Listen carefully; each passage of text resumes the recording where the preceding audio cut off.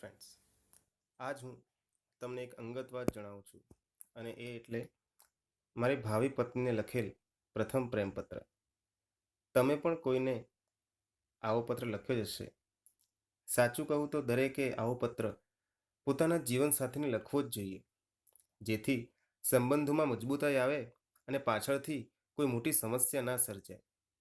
વાત જાણે એમ છે કે અમારી સગાઈ થઈ ચૂકી હતી અને એક વાત ક્યારની મારા મનમાં ઘૂમ્યા કરતી હતી. મને એમ થયું કે મારી ભાવિ પત્નીને મારે એ વાત કહી દેવી જોઈએ. એનાથી આ વાત છુપાવવી યોગ્ય ના કહેવાય. એટલે છેલ્લે મેં નક્કી કરી જ નાખ્યું અને મન મક્કમ કરીને એને પત્ર લખી જ નાખ્યો. તો આ પત્ર આ પ્રમાણે છે. ડિયર, આ પત્ર આપણા બંને માટે ખૂબ જ અગત્યનો છે. આ પત્ર વાંચ્યા પછી તું આપણા સંબંધ વિશે કદાચ ફરીથી વિચારીશ, પરંતુ મને વિશ્વાસ છે કે તારો રિસ્પોન્સ હકારાત્મક હશે. મારે તને આ ખૂબ પહેલાં જ કહી નાખવા જેવું હતું, પરંતુ પ્રથમ નજરે જ તું મને ખૂબ ગમી ગઈ હતી. એટલે આ વાત કરીને હું તને ખોવા નહોતો માંગતો, પરંતુ તારી સાથે પરિચય થયા પછી મને લાગ્યું કે તું ખૂબ સીધી સાદી છે અને મારા પર તારો કેટલો વિશ્વાસ છે. તને છેતરીને કે તારાથી કશું છુપાવીને હું ક્યારેય ખુશ નહીં રહી શકું. કોઈ જગ્યાએ ભરચક રસ્તા તો ક્યાંક સૂની સડક હોય છે. આપણા દરેકના જીવનમાં કંઈ ને કંઈ ઉણપ હોય છે. દાખલા તરીકે મારો ડાબો પગ મારા જમણા પગ કરતાં થોડો મોટો છે. મારા જમણા પગની ટચલી આંગળીનો થોડો ભાગ કપાયેલો છે, etcetera etcetera. These are normal things. પણ હવે જે કંઈ પણ હું કહેવા જઈ રહ્યો છું એ આપણા ભવિષ્ય માટે ખૂબ જ અગત્યનું છે. આઈ ડોન્ટ નો કે આ બધું વાંચ્યા પછી તું મારા વિશે કેવું વિચારીશ, પરંતુ એટલું નક્કી કે તારા શરીરમાં એક નાનો અમથો ભૂકંપ જરૂર આવી જશે. પરંતુ મારી તને નમ્ર અરજ છે કે એકવાર શાંતિથી પૂરો પત્ર વાંચ્યા પછી જ નિર્ણય લેજે અને શક્ય હોય તો મને ક્ષમા કરી દેજે. તો હવે વધુ વાર ન લગાડતા મારા જીવનમાં બનેલી એ ઘટના વર્ણવું છું. હજી એકવાર કહું છું, આખો પત્ર વાંચી લેજે, અધૂરો મૂકીશ નહીં. હા, તો વાત જાણે એમ છે કે તને એમ હશે કે મારા જીવનમાં આવનારી તું પહેલી સ્ત્રી હોઈશ, પરંતુ એવું નથી. પ્લીઝ કામ ડાઉન. તારા પહેલાં મારી સાથે એક નામ જોડાયેલું હતું અને તે એટલે મહિષા. એ ખૂબ સુંદર હતી અને પહેલી નજરમાં જ ગમી જાય તેવી હતી. આ વાત ત્યારની છે જ્યારે હું કોલેજ કરતો હતો. ઘણો સમય વીતી ગયો હોવા છતાં આજે પણ હું એને ભૂલી શક્યો નથી. કોલેજના કાળમાં હું સવારે વહેલો ઉઠતો અને જોગિંગ કરવા જતો. તને સાચી પરિસ્થિતિનો ખ્યાલ આવે ને, એ માટે આ બધું વર્ણન કરું છું. આવા જ એક દિવસે જોગિંગ કરતાં કરતાં મારી નજર એના પર પડી.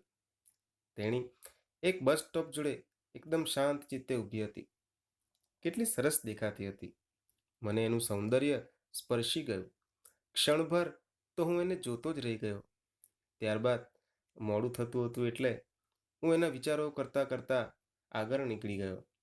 આ અગાઉ ક્યારેય એને જોઈ નહોતી. કોણ હશે? ક્યાંથી આવતી હશે? અહીં શું કામ હશે? આવા વિચારો મારા મગજમાં પકડદાવ રમવા લાગ્યા. એ રાત્રે હું બરાબર સૂઈ ના શક્યો અને બીજા દિવસે હું દરરોજ કરતાં વહેલા ઉઠ્યો. ને આજે ફરીથી જોવા મળશે કે? એવા વિચારો સાથે ઝડપથી બસ સ્ટોપ તરફ મારા જોગિંગ શૂઝને હંકારી ગયો. ત્યાં જઈને જોયું તો એ જ કાલના જેવું રમણીય દ્રશ્ય ફરી જોવા મળ્યું ને મારું વહેલા ઉઠવાનું જાણે કે સફળ થયું. એકચ્યુઅલી કાલ કરતાં એ આજે કંઈક વધારે જ સુંદર લાગતી હતી. આજે ફરી હું એને જોઈ જ રહ્યો. ક્ષણભર તો એની નજર પણ મારા પર પડી. એ થોડી ઘણી શરમાઈ પણ ખરી, પરંતુ એણે તરત જ નજર ફેરવી લીધી. કેવી સંસ્કારી! મારે પણ કોલેજ જવાનું હોવાથી હું પણ કાળજા પર ગ્રેનાઇટનો પથ્થર મૂકીને ત્યાંથી નીકળી ગયો. ફરીથી આવતીકાલે સવારે પાછું આવવાનું હતું ને. ત્રીજા દિવસે ફરી આ નિત્યક્રમ શરૂ થયો. હું રોજ તેણીને બસ સ્ટોપ પર નિહાળતો. એ પણ ધીરે ધીરે મારી તરફ જોવા માંડી હતી અને હળવું હળવું સ્મિત પણ આપતી. હવે મારી જિજ્ઞાસા વધવા માંડી હતી એના વિશે જાણવાની. ક્યાંથી આવે છે, શું કામ આવે છે, ક્યાં જાય છે, મારા વિશે શું વિચારે છે. આટલી મુલાકાતો પછી મારા વિશે કંઈક તો વિચારતી હશે ને. 5-6 દિવસો પછી મને ખબર પડી કે તે પાસેના ગામની હતી. રોજ સવારે 6 વાગે અહીં આવતી ને 6:30 વાગે પાછી જતી રહેતી હતી. વળી મારા ધ્યાનમાં આવ્યું કે એની જોડે એક માણસ પણ આવતો હતો. એનાથી એ ખૂબ ગભરાતી હોય એવું મને લાગ્યું. એટલે જ કદાચ એ મારી સાથે વાત કરવામાં સંકોચ અનુભવતી હશે. એમ તો અમારું આંખોની ભાષામાં વાત કરવાનું ચાલુ જ હતું, પરંતુ એની આંખોમાં મને ગમગીની જોવા મળતી હતી. જાણે કે એ મને કહેવા ના માંગતી હોય કે આ કેદમાંથી મને મુક્ત કરાવો.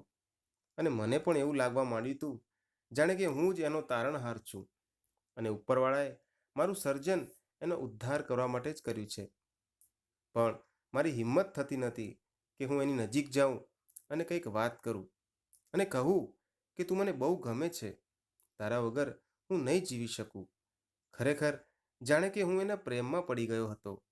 એક પણ દિવસ મને એના દર્શન કર્યા વિના ચાલતું ન હતું. એના વગર મને મારું જીવન અધૂરું લાગતું હતું. મને એની આદત પડી ગઈ હતી. થોડા દિવસ આમ જ ચાલ્યું, પરંતુ કુદરતને કંઈક ઓર જ મંજૂર હતું.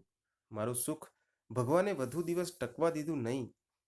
મને બરાબર યાદ છે દિવસ, અને તે ગોજારો દિવસ એટલે સોમવાર હતો. દરરોજની જેમ એ દિવસે પણ હું જોગિંગ દર્શનિંગ કરવા નીકળ્યો હતો અને મધ્યમ સ્પીડથી બસ સ્ટોપ તરફ આગળ વધી રહ્યો હતો. પરંતુ બસ સ્ટોપ આવતા જ મારા ધબકારા સ્ટોપ થઈ ગયા હતા. એ ત્યાં નહોતી. મારું તો મગજ જ કામ કરતું બંધ થઈ ગયું. મારી આંખો પર મને વિશ્વાસ જ થતો નહોતો.